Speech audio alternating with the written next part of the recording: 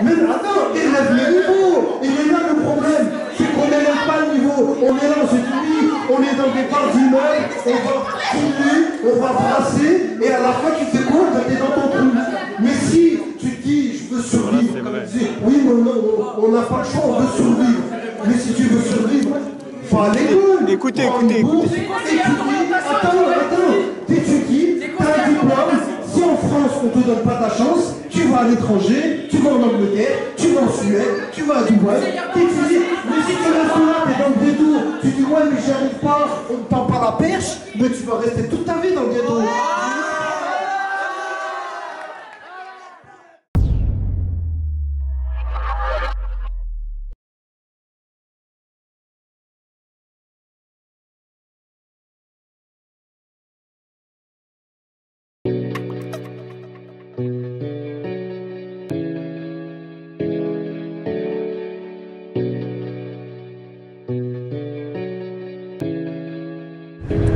C'est comment?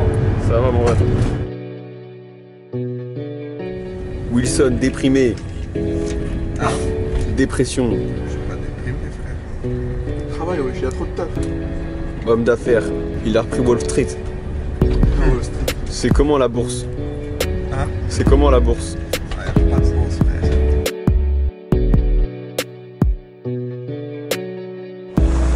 Comment tu vas, Wilson? Bah, moi ça va très bien, je suis un peu fatigué, j'ai pas dormi. D'accord. Ton ressenti un peu sur l'arrivée à Grenoble? Alors, la ville est magnifique, les gens sont contents, souriants, sympas et ouais, non, c'est bien. C'est bien. Cool. Ça me fait plaisir d'être là. Ça va, Tom? Ton ressenti? Alors, ma foi, le trajet était plutôt long, mais on a pu changer. On rentre en vélo.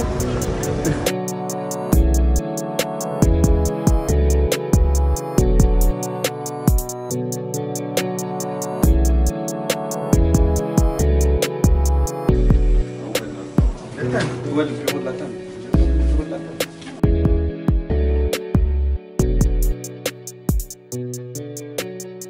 Aux sciences psychosociales, elle touche à la sociologie. Bonjour, je m'appelle Wilson Kombalima. Actuellement, je suis en service civique et je fais partie de l'association Résilience Factory. Donc, on était invité par la FAL suite à l'événement sur la discrimination qu'il y a eu à Grenoble.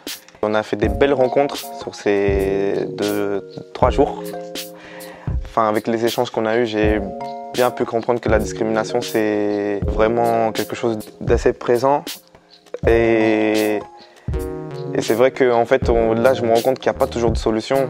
On se tourne autour, mais on ne trouve pas de solution. Et c'est vraiment dramatique dans ce que j'ai vu pendant ces 3 jours-là, entendre d'autres jeunes de mon âge et même des plus grandes personnes. Je me rendais déjà compte que c'était dramatique, mais je ne pensais pas que c'était à ce point-là. Il faut vraiment là faire quelque chose. Et avec les personnes que j'ai pu rencontrer, là, on est en train de mettre les choses, des projets en place. Et je l'espère, Dieu est grand, ça va aboutir dans des bons résultats. Voilà. Tu penses qu'il y a vraiment l'espoir et qu'on peut changer les choses? Moi, en tout cas, je suis quelqu'un qui croit en espoir, parce que l'espoir fait toujours vivre. Quand je fais quelque chose, je fais tout pour y arriver. Après c'est Dieu qui donne. Après, je peux pas savoir. Alors bonjour, moi je m'appelle Tom, je suis chargé de communication dans l'association Résilience et du coup on a été sollicité par la FAL pour participer à cet échange, cette rencontre. Du coup on a rencontré plusieurs jeunes et faut dire que c'était une expérience très enrichissante. À la base je ne m'attendais pas du tout à ça et on n'en ressort que grandi de rencontres pareilles. Même si on a des similitudes, mais c'est des gens qui n'ont pas grandi exactement dans les mêmes circonstances que les tiennes. Parce qu'une ville n'est jamais la même qu'une autre. Et voir les points de convergence de tout ce qu'on disait, ça nous conforte dans l'idée qu'on n'est pas fou. Du coup, on a parlé de la discrimination. Au début, moi j'avais un peu un ressenti... On était arrivé dans une réunion très institutionnelle et du coup, moi ça ne me parlait pas. parce que les institutions, j'en ai bouffé et je vois pas où ça nous mène. Alors que là, on parlait de vraies choses, on parlait d'expérience, il y a eu des témoignages, de l'engagement, on a essayé de trouver des solutions, comment il faut faire. Et juste ça, en fait, juste le fait de faire ça, c'est lutter contre les discriminations. Le fait de chercher un moyen pour lutter contre les discriminations, on lutte déjà contre les discriminations. Parce que on sort de cette posture de victime. On ne veut plus être victime, on fait des actions. On va faire en sorte qu'il n'y ait plus cette discrimination. On ne subit plus, on veut prendre le dessus. Et c'est pas très fort, c'est ce que j'ai dit. Mais en gros, on veut être acteur de la chute de la discrimination. Dans le nom même, il y a une discrimination. À l'écart du lieu, banlieue, à l'écart du lieu. Après ensuite,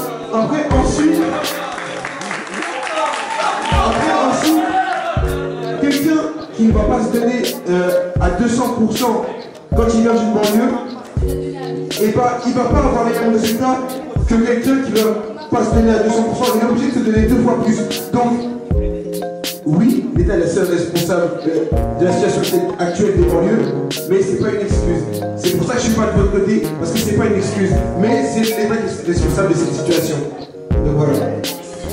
J'ai rien enlevé au fait que c'est l'État qui est le seul responsable de la situation actuelle des banlieues. J'ai juste enlevé la responsabilité. Il y a une situation dans les banlieues, mais cette situation, elle ne te force pas à rater ta vie. Cette situation, elle fait que si tu fais rien, tu vas rater ta vie. Mais non, parce que c'est pas ça la question. C'est si tu fais rien, mais l'État, de base. Voilà.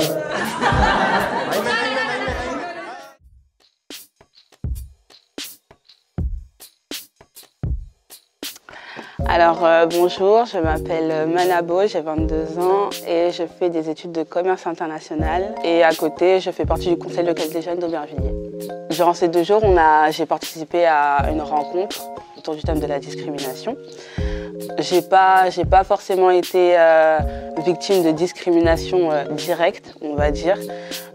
Indirecte peut-être. Maintenant que j'y repense, maintenant que j'ai entendu les histoires des uns et des autres jeunes avec qui j'ai pu discuter, je me suis rendu compte que oui, j'ai peut-être été discriminée, mais du coup c'est plus de la discrimination raciale. Je me souviens qu'à un moment j'étais partie à Prague et du coup là-bas il n'y a pas beaucoup de noirs comme moi. Et je voyais qu'il y avait beaucoup de regards sur moi. Je prête pas forcément attention à ce genre de choses. Au niveau des supermarchés, quand je partais au supermarché et qu'on me rendait pas forcément la bonne monnaie ou enfin voilà des petits commentaires comme ça que j'ai pu subir, mais sur le coup je suis pas du genre à me révolter ou à péter des câbles. Je laisse couler et je me dis que bon, faut aller de l'avant, c'est pas grave, c'est des ignorants comme on a beaucoup entendu ces derniers jours. Ce sont des ignorants et voilà, je suis pas pour le conflit. Bonjour, je m'appelle André Jost, membre du conseil local des jeunes de la ville d'Aubervilliers. La discrimination envers ma personne, j'ai du mal à les voir en fait, dans le sens où dire que j'ai subi une victimisation, c'est reconnaître une discrimination, c'est reconnaître être une victime, et c'est une position dans laquelle je me mets pas. Et du coup, je ne fais pas, c'est pas un truc auquel je fais attention, les discriminations. Je prends ça plutôt comme de l'ignorance de la part de l'autre. Il réagit comme ça vis-à- de moi parce qu'il ne me connaît pas. Et non pas, enfin, parce qu'il ne me connaît pas, du coup, je ne lui ai pas donné de raison de m'aimer. Parce qu'on vit dans un monde où c'est plus facile de haïr que d'aimer quelqu'un. En gros, on vit dans un monde où je te hais jusqu'à ce que tu me donnes des raisons de t'aimer, en fait. Au lieu que ça soit le contraire, je t'aime juste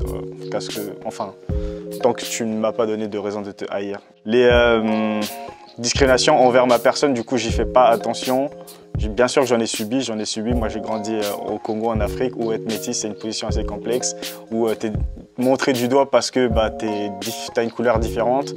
Mais je l'ai jamais pris mal. Je l'ai jamais pris mal. Parce que quand tu es enfant, tout de suite, j'ai toujours su que c'était de la curiosité. Ils n'ont pas l'habitude de voir quelqu'un de plus clair ou de plus. Du coup, tu as des petits qui sortent le blanc et tout. Et du coup, dans ton propre pays où tu te sens déjà pas à ta place dans ton propre pays, c'est compliqué. Mais après, je n'ai jamais vécu très mal en fait.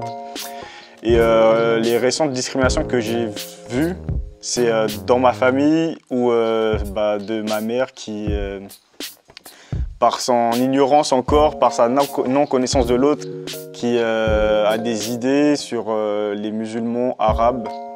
Et l'anecdote que je raconte toujours, c'est une fois, je devais faire un voyage en Algérie et ma mère est partie le signaler à la police parce que pour elle, l'Algérie, l'islam, c'est la radicalisation et elle ne pouvait pas comprendre que son fils aille en Algérie alors que c'était pour un projet associatif où on rencontrait d'autres jeunes d'associations là-bas autour d'une idée qui était le cinéma, l'audiovisuel et tout.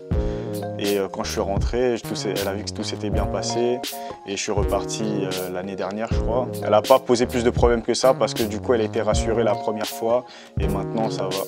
Elle n'a plus de problème avec ça. Juste une dernière question pour un truc. D'accord. Tu me disais que justement les gens ne connaissent pas assez l'autre pour aller vers l'autre, c'est ça? Et du coup, tu penses qu'est-ce qu'on pourrait faire ou comment on pourrait réduire justement cette peur de l'autre?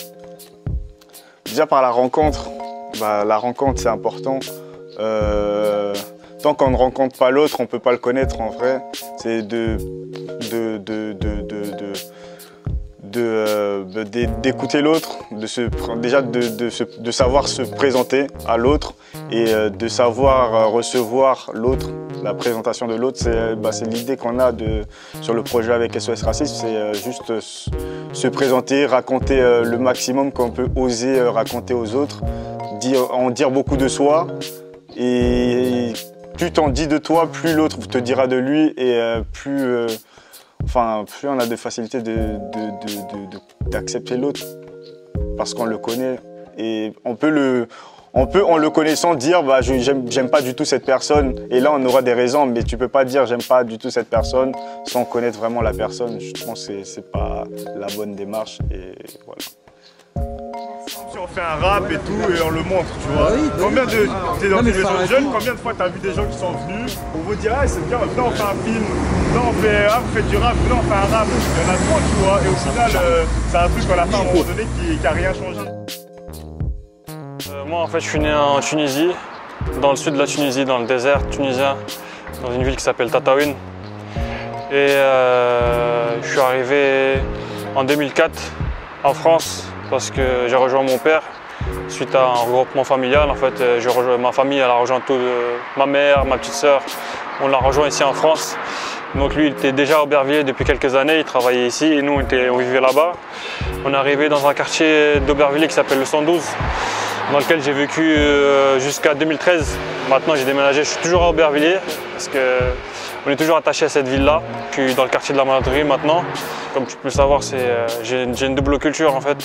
J'ai passé 9 ans là-bas, donc j'ai beaucoup de choses qui m'ont été transmises, des valeurs, des traditions, des cultures que j'ai gardées et aussi des nouvelles valeurs que j'ai acquises ici, une nouvelle façon de vivre en fait ici aussi. Et je suis arrivé dans un pays multiculturel. Je vais te raconter un truc, c'est que moi, quand je suis arrivé, je parlais pas du tout français. Du coup, on a dû m'intégrer, mettre dans une classe pour apprendre le français. Je suis arrivé dans une classe où il y avait des Chinois, Polonais, des Indiens, des Africains. Pour moi c'était un truc de fou. Franchement, j'arrive de Tunisie, tout le monde est pareil. J'arrive dans une classe où il y a une mixité de fou, franchement une énorme mixité. C'était marquant et ça m'a suivi toute ma scolarité jusqu'au baccalauréat en fait. Aubervilliers c'est une ville assez cosmopolite, c'est une ville où il y a plus de 130 nationalités différentes, c'est plus que Toronto. C'est vraiment un melting pot incroyable. Franchement, la plupart dans mes classes, c'était beaucoup d'Arabes,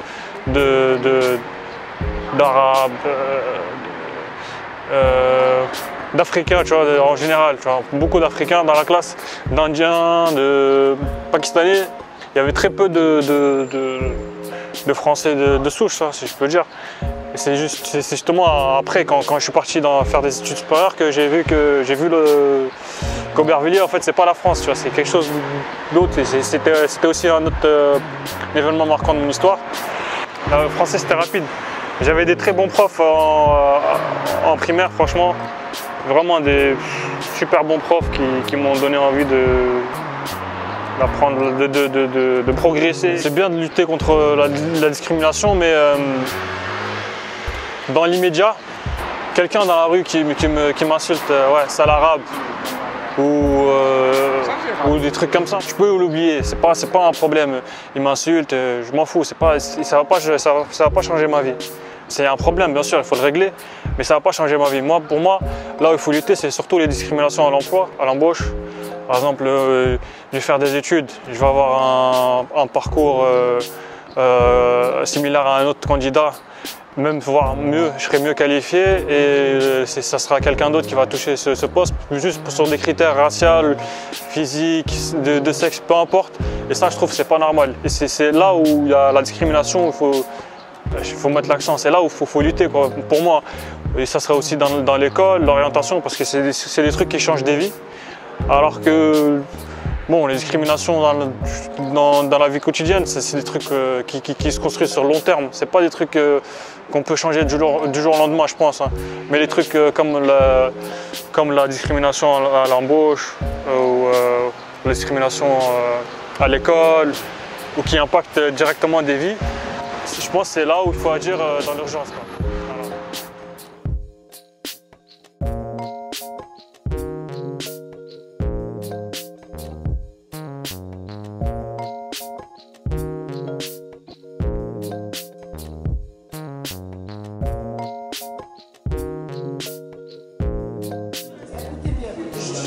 Est-ce l'État qui fournit l'arme à l'assassin? C'est pas fini, c'est pas fini. Est-ce l'État qui ordonne à la personne qui tue d'appuyer sur la gâchette? C'est pas fini, hein? Parce qu'attends, t'as parlé de cannabis. Mais c'est illégal, l'État ne l'a pas légalisé. Donc, c'est un crime. Non, c'est un crime. Bah pourquoi il l'a pas légalisé? Que j'en sais, mon frère, je suis de l'État.